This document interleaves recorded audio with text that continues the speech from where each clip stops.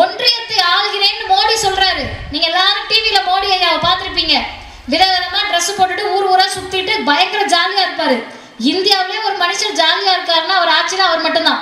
அப்படி ஜாலியா இருக்கக்கூடியவர் 140 கோடி மக்களுடைய பிரதமர். ஆமாவா இல்லையா? ஏமா நாங்க ஓட்டு போடலையே, தமிழ்நாட்டில் யாரும் ஓட்டு போடல, நம்ம ஓட்டு போடலனாலும் அவர் தான் பிரதமர். எல்லா படைகளும் அவங்க கிட்ட தான் இருக்கு. பணம் இருக்கு, பொருளாதாரம் இருக்கு, ஆட்சி இருக்கு. 140 கோடி மக்களை ஆளக்கூடிய பிரதமர் மோடியை, 140 கோடி மக்களை ஆளக்கூடிய பிஜேபி என்ற அந்த கட்சியை, ஆர்எஸ்எஸ் என்ற சித்தாந்தத்தை 8 கோடி மக்கள் தொகையை ஆளக்கூடிய ஒரு மாநிலத்தின் முதலமைச்சர் கண்ணில் விரலை விட்டு ஆட்டி கொண்டிருக்கிறார் என்றால் அது தமிழ்நாட்டில் தான் நடந்திருக்கு. நீங்க யோசிச்சு பாருங்க. எல்லா மாநிலமும் புதிய கல்விக் கொள்கையை ஏற்றுக்கொள்வதற்கு தயாராகிவிட்டது. நீட்டை ஏற்றுக்கொண்டு விட்டார்கள். பெண் கல்விக்கு பாதிப்பா? பரவாயில்லைங்கயா, புதிய கல்விக் கொள்கையை ஏத்துக்கிறோம். நம்முடைய முன்னாள் முதலமைச்சர் எடப்பாடி பழனிசாமி அவர்கள் திராவிடம்னா என்னன்னு கேட்கிறாங்க. ஏங்க அது எப்படிங்க நான் சொல்ல முடியும்? அது ஆய்வாளர்கள்ட்ட தானே நீங்க போய் கேட்கணும். ஆனால் ஒரு முதலமைச்சர் வார்த்தைக்கு வார்த்தை, சொல்லுக்கு சொல், இது திராவிட மாடல் ஆட்சி என்று சொல்லக்கூடிய துணிச்சலும் திராணியும் முதுகெலும்பும் பெற்ற முதலமைச்சராக நம்முடைய முதலமைச்சர் இருக்கிறார். ஏமா இது ஒரு பெரிய விஷயமா? திராவிடம்னு சொல்றதுக்கு தைரியம் வேணுமா? மோடியை எதிர்ப்பதற்கோ பிஜேபி எதிர்ப்பதற்கோ தைரியம் வேணுமா அப்படின்னு நீங்க நினைக்கலாம். அப்படி நீங்க நினைக்கிறப்பதான் உங்களுக்கு ஒரே ஒரு செய்தியை சொல்லுகிறேன். திராவிடம் என்ற சொல் சாதாரண சொல் கிடையாது. ஆரியம் என்ற சொல் சாதாரண சொல் கிடையாது. பொம்பளை பிள்ளையெல்லாம் படிக்க வைக்காதன்னு சொன்னது ஆரியம். பெண் பிள்ளைகளை படிக்க வைப்போம், படிக்க வைப்போம், படித்துக் கொண்டே இருப்பார்கள் என்று சொன்னது திராவிடம். பொம்பளைங்களுக்கெல்லாம் சொத்து கொடுத்துறாதீங்க, ஓடி போயிடுவாங்கன்னு எழுதி வச்சாங்க. நான் சொல்லுவது வரலாறு, ஆதாரத்தோடு சொல்லுகிறேன். பெண்களுக்கு சொத்து கொடுத்தால் ஓடி போயிடுவார்கள் பெரிய வாக்கள் எல்லாம் சொன்ன போது, பெண்களுக்கு தகப்பன் சொத்தில் சம உரிமை வேண்டும் என்று சட்டம் நிறைவேற்றியதற்கு பெயர் திராவிடம். மருத்துவம்லாம் நீங்க எல்லாம் படிச்சிட்டீங்கன்னா சிஸ்டம் சரியில்லாம போயிடும். அவங்கவுங்க எதை பண்ணணுமோ அதை தான் பண்ணணும். பிற்படுத்தப்பட்ட, மிகவும் பிற்படுத்தப்பட்ட, தாழ்த்தப்பட்ட மக்கள் மருத்துவம் படிக்க கூடாதுன்னு சொன்னது ஆரியம். யாரையா சொன்னது? நான் படிக்க வைக்கிறேன். தமிழ்நாட்டிலேயே அதிக அரசு மருத்துவக் கல்லூரிகள் இந்திய துணை கண்டத்தில் கொண்ட முதல் மாநிலம் தமிழ்நாடு. தோற்றுவித்த தலைவர் முத்தமிழ் அறிஞர் டாக்டர் கலைஞர். கலைஞர் என்ன பண்றாரு, என்ன செஞ்சுட்டாங்கன்னு சொன்னா போற போக்குல சொல்லிட முடியுமா? ஆதாரத்தோடு சொல்லுகிறேன். அருமை சகோதர சகோதரிகளே, நல்லா கேட்டுக்கங்க. ஒரு அம்மா ஒரு கட்டுரை எழுதுறாங்கம்மா. உங்களை மாதிரியே பயங்கர கடுப்புல இருக்கிற ஒரு அம்மா, அவங்க ஒரு கட்டுரை எழுதுறாங்க. என்ன கட்டுரைன்னா, நான் வளவலன்னு சொல்லல, சுருக்கமா சொல்றேன். அவங்க ஊர் எப்படி இருக்கும்னு கேட்டீங்கன்னா, சின்ன ஊரா, உங்க நசரத்பேட்டை மாதிரி கிடையாது, சின்ன ஊரு. அந்த சிறிய ஊரில் ஒரு குளம் இருக்குமா. அந்த குளத்துக்கு இந்த பக்கம் ஒரு கோவில் இருக்குமா, இந்த பக்கம் ஒரு மசூதி இருக்குமா. ஒரு கோவில், ஒரு மசூதி, 10-15 கடை இருக்குமா.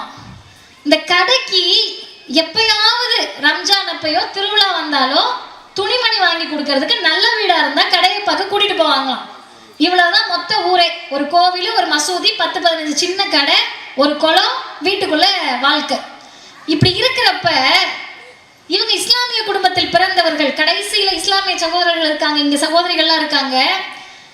8வது மேல படிக்க வைக்கல, வயதுக்கு வந்தோட பள்ளிக்கூடத்துல இருந்து நிறுத்திடுறாங்க. சரிங்களா? அவங்க எழுதினது, ஆதாரத்தோடு சொல்றேன். அப்படி நிறுத்தின பிறகு அரசியல் எல்லாம் பெருசா தெரியாது. எங்க சின்ன ஊர்ல திடீர்னு ஒரு நாள் ஊருக்குள்ள ஒரு பேச்சு வருது. நல்லா கேட்டுக்கங்க. திடீர்னு ஒரு நாள் ஊருக்குள்ள ஒரு பேச்சு வருது. என்னன்னு கேட்டா, பக்கத்து வீட்டு ஃபாத்திமா, அந்த அக்கா எழுதுறாங்க, பக்கத்து வீட்டு ஃபாத்திமா வயசுக்கு வந்த பிறகும் 10வது போகிறாள் என்று செய்தி வந்தது. எப்படி ஃபாத்திமா மட்டும் போகுதே, நம்மளாம் படிச்சப்போ போக முடியலையே அப்படின்னு நினைச்சப்பதான் ஊருக்குள் அந்த செய்தி வந்து சேர்ந்தது. 10ஆம் வகுப்பு வரை பொம்பளை பிள்ளைய படிக்க வச்சா திருமண உதவித்தொகை தருவேன் என்று கலைஞர் சொன்னாராம். அதனால இந்த பிள்ளைய பள்ளிக்கூடத்துக்கு அனுப்புனாங்களாம். சொல்லிட்டு அடுத்து சொல்றாங்க, திமுகவினுடைய இளைஞரணியை சார்ந்த ஒருத்தரை எனக்கு கல்யாணம் பண்ணி வச்சாங்க.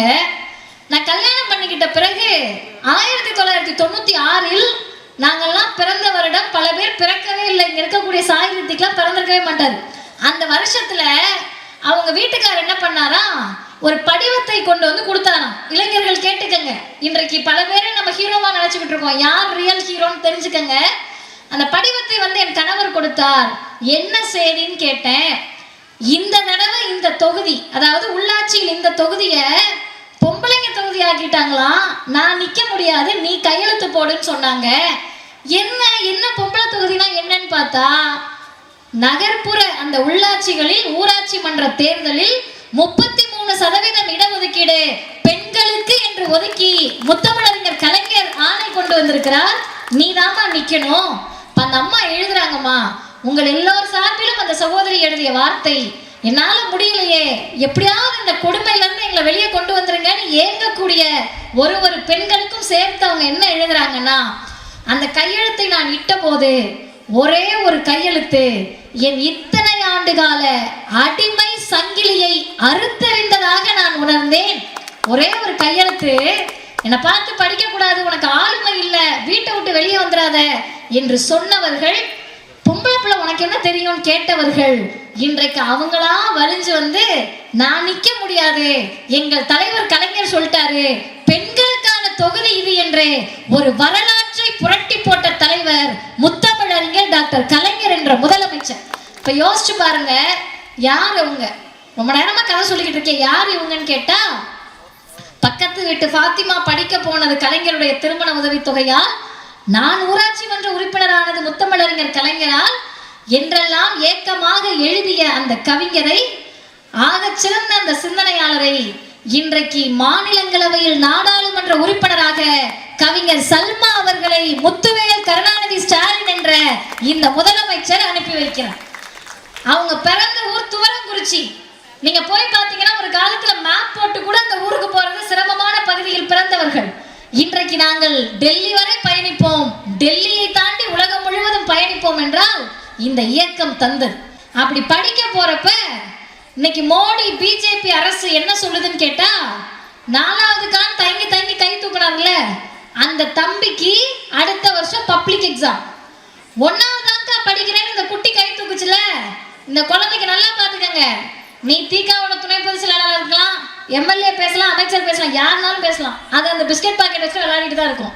ஐயோ அமைச்சர் பேசுறாரு உட்காருனா அது புரியாது, எம்எல்ஏ பேசுறாரு உட்காரு தேவையில்லை அதுக்கு.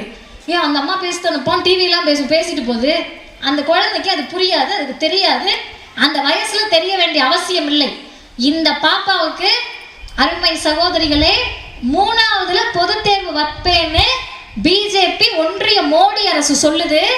3வது 5வது 8வதுலாம் பொது தேர்வுன்றாங்க. 100 வருஷமா படிக்காதவங்க இப்ப படிச்சு வந்திருக்கோம். நசரத்பேட்டையில அன்னைக்கெல்லாம் கேட்டா இன்ஜினியர் வீடு எங்க இருக்குன்னா தெரியாது. இன்னைக்கு மூளைக்கு ஒரு இன்ஜினியர் வீடை உருவாக்கி வச்சிருப்போம், டீச்சர் உருவாக்கி இருப்பாங்க, வக்கீல் படிக்கிறவங்க இந்த பகுதிகளில் அதிகம். இதையெல்லாம் தரைமட்டமாக்கி முதல் தலைமுறையா படிச்சு வரக்கூடிய குழந்தைங்களுக்கு 3வது 5வது 8வதுக்கு பப்ளிக் எக்ஸாம் வைப்பேன்னு சொல்லக்கூடிய அயோக்கியத்தனத்தை இந்திய துணை கண்டத்தில் செய்யக்கூடிய ஒரே அரசியல் கட்சி பிஜேபி தான்.